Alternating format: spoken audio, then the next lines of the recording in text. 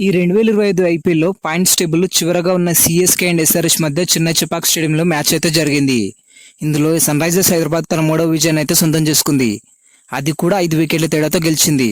చెపాక్ స్టేడియంలో ఎస్ఆర్హెచ్ 12 సంవత్సరాల తర్వాత తొలిసారి సిఎస్కేని సొంత గడ్డపై ఓడించింది. ఇది ఎస్ఆర్హెచ్కు ఒక రికార్డ్ బ్రేకింగ్ మూమెంట్ లాంటిది. ఈ గెలుపుతో ఎస్ఆర్హెచ్ ప్లే ఆఫ్స్ అవకాశాలు సజీవంగా నిలిచాయి. ఈ ఓటమితో చెన్నై ప్లే ఆఫ్స్ నుంచి అధికారికంగా తప్పుకుంది. కానీ ఇప్పటి నుంచి ఎస్ఆర్హెచ్ ప్రతి మ్యాచ్లో గెలవాల్సి ఉంటుంది. అప్పుడే ప్లే ఆఫ్స్కి చేరే అవకాశం ఉంటుంది. ఇందులో ఒక్కటి ఓడినా కూడా ఎస్ఆర్హెచ్ ఇంటికే వెళ్తుంది. ఈ మ్యాచ్లో మాత్రం మన బౌలర్లు అందరూ సూపర్గా వేశారు. వీళ్ళ దాటికి సిఎస్కే 19.5 ఓవర్లను 154 పరుగులు చేసి ఆల్అౌట్ అయింది.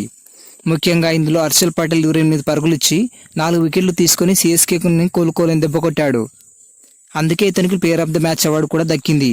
అయితే ఈ నిర్ణయాన్ని ఫ్యాన్స్ తప్పుపడుతున్నారు. ఆల్రౌండింగ్ ప్రదర్శనతో అదరగొట్టిన కమిందు మెండిస్కి అవార్డు అందాల్సిందిగా అందరూ కోరుకున్నారు. ఫ్యాన్స్ అలా కోరుకోవడంలో తప్పలేదు. ఎందుకంటే ఈ మ్యాచ్లో కమిందు మెండిస్ 3 విభాగాల్లో టాప్ క్లాస్ పర్ఫార్మెన్స్ ఇచ్చాడు. బౌలింగ్లో తక్కువ ఎకానమీతో బౌలింగ్ చేస్తూ డేంజరస్ బ్యాటర్ అయిన జడేజా వికెట్ తీసుకున్నాడు. బ్యాటింగ్లో కూడా వింత వింత షాట్స్ ఆడుతూ కీలకమైన 32 పరుగులు చేసి చివరి వరకు నాటౌట్గా నిలిచాడు. నితీష్ రెడ్డితో కలిసి 49 పరుగుల పార్ట్నర్షిప్తో మ్యాచ్ గెలుపును సులభతరం చేశాడు. ఇలా 3D పర్ఫార్మెన్స్తో దుమ్ములేపిన మెండిస్కు player of the match award ఇవ్వాల్సిందిగా ఫ్యాన్స్ అందరూ కమెంట్ చేస్తున్నారు. ఇదంతా ఒక ఎత్తు అనుకుంటే ఇతను తీసుకున్న క్యాచ్ మరో ఎత్తు. ఇది మ్యాచ్కి పెద్ద టర్నింగ్ పాయింట్గా మారింది. 12.5వ ఓవర్లో హర్షల్ పటేల్ బౌలింగ్లో బ్రేవిస్ లాంగ్ ఆఫ్ మీదుగా బంతిని గట్టిగా కొట్టాడు. ఆ బాల్ ఆల్మోస్ట్ బౌండరీని తాగబోయింది. అప్పుడే కముందు మెండిస్ పరిగెత్తుకుంటూ వచ్చి గాల్లోకి పక్షిలా ఎగిరి మరీ 2 చేతులతో గాల్లోనే క్యాచ్ అందుకున్నాడు. ఈ అన్బిలీవబుల్ క్యాచ్ను పట్టుకొని ఫ్యాన్స్ అందరి చేత ఔరా అనిపించుకున్నాడు. ఈ సీజన్లో ఇప్పటివరకు జరిగిన మ్యాచ్లో ఈ క్యాచ్ స్పెషల్ హైలైట్గా మారింది. దీంతో ఇది బెస్ట్ క్యాచ్ ఆఫ్ ఐపీఎల్ 2025 జాబితాలో కూడా చేరిపోయింది. కమిందు మెండిస్ పట్టుకునే క్యాచ్ మీకు కూడా నచ్చినట్లయితే లైక్ చేయండి. మ్యాచ్లో కూడా ఎస్ఆర్హెచ్ ఓపెనర్స్ మళ్ళీ ఫెయిల్ అయినప్పటికీ వన్డౌన్లో వచ్చిన ఇషాన్ కిషన్ చాలా రోజుల తర్వాత ఈ మ్యాచ్లో మంచి కంబ్యాక్ అయితే ఇచ్చాడు.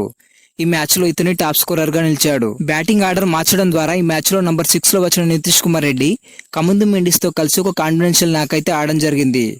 ఈ మ్యాచ్ గెలవడం ద్వారా మన వారికి నమ్మకం కూడా మరింతగా పెరిగింది. నితీష్ రెడ్డి కూడా ఇంటర్వ్యూలో ఇదే చెప్పుకొచ్చాడు. ఆర్సీబీ స్ఫూర్తితో వరుస విజయాలు సాధించడానికి 100కి 110% ప్రయత్నిస్తామని నితీష్ చెప్పుకొచ్చాడు. లాస్ట్ ఇయర్ ఆర్సీబీ కూడా ఇదే సిచ్యువేషన్ ఎదురైంది. అప్పుడు వరుసగా 7 మ్యాచ్లు గెలిచి ప్లేఆఫ్స్కి చేరింది. వాళ్ళలా మేము ఎందుకు చేయలేమని నితీష్ కుమార్ రెడ్డి ప్రశ్నించాడు. ఈ మ్యాచ్లో నితీష్ రెడ్డి ఇంకా కమిందు మెండిస్లో పెద్ద పెద్ద షాట్స్ ఆడకుండా బౌండరీల కంటే డబుల్స్పై ఎక్కువగా ఫోకస్ పెట్టారు. ఈ మ్యాచ్లో మాత్రం వీళ్ళు ఫ్యాన్స్ చెప్పినట్లు ఆడారు. ఈ ఎస్ఆర్హెచ్ వర్సెస్ సిఎస్కే మ్యాచ్ చూడడానికి హీరో అజిత్ కుమార్, అమరన్ హీరో శివకార్తికేయన్, అలాగే శృతి హాసన్ వంటి పెద్ద పెద్ద సెలబ్రిటీలు వచ్చారు. ఇంతమంది రావడానికి కారణం ఏంటో తెలుసా? ఈ సీజన్లో ఎస్ఆర్హెచ్ అండ్ సిఎస్కేలు చాలా వీక్ టీమ్స్గా నిలిచాయి. సిఎస్కేలో బ్యాటింగ్ లేకపోయినా మంచి బౌలింగ్ లైనప్ అయితే ఉంది. కానీ ఎస్ఆర్హెచ్లో ఈసారి ఆ రెండు లేవు. దీంతో సిఎస్కే ఎస్ఆర్హెచ్ను సులభంగా ఓడిస్తుందనే నమ్మకంతో వచ్చారు. కానీ తీరా చూస్తే సీన్ మొత్తం రివర్స్గా మారింది. సిఎస్కే మ్యాచ్ ఓడిపోయిన తర్వాత శృతి హాసన్ గారు ఆల్మోస్ట్ ఏలిచ్చినంత పనిచేశారు. ఈ సీజన్లో చాలా మ్యాచ్లో రూల్స్కి విరుద్ధంగా కొలతలకు మించిన మందపాటి బ్యాట్లను తెచ్చి ఎంపైర్స్కి దొరికిపోయారు. ఇప్పుడు సిఎస్కే మ్యాచ్లో కూడా ఇలానే జరిగింది. జడేజా బ్యాటింగ్ వచ్చినప్పుడు ఆన్ఫీల్డ్ ఎంపైర్ గాజ్ టెస్ట్ చేశాడు. ఇందులో జిడ్డు బ్యాట్ అవసరం ఉన్నదానికంటే ఎక్కువగా లావుగా ఉండడంతో ఎంపైర్ ఆ బ్యాట్ని దీంతో జడేజా బలవంతంగా తన బ్యాట్ని మార్చుకోవాల్సి వచ్చింది.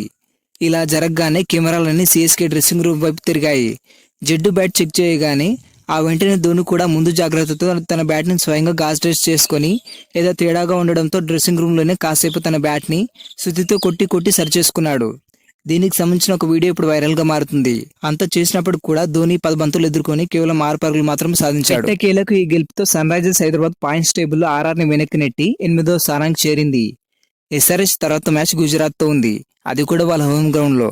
నితీష్ కుమార్ రెడ్డి చెప్పినట్లు ఎస్ఆర్హెచ్ ఆర్సీబీ లాగా వరుసగా 6 మ్యాచ్లు గెలిచి ప్లేఆఫ్స్కి వెళ్తుందా లేదా కమెంట్ చేయండి. ఈ వీడియో నచ్చినట్లయితే లైక్ చేయండి. మరిన్ని అప్డేట్స్ కోసం మన ఛానల్ని సబ్స్క్రైబ్ చేసుకోండి.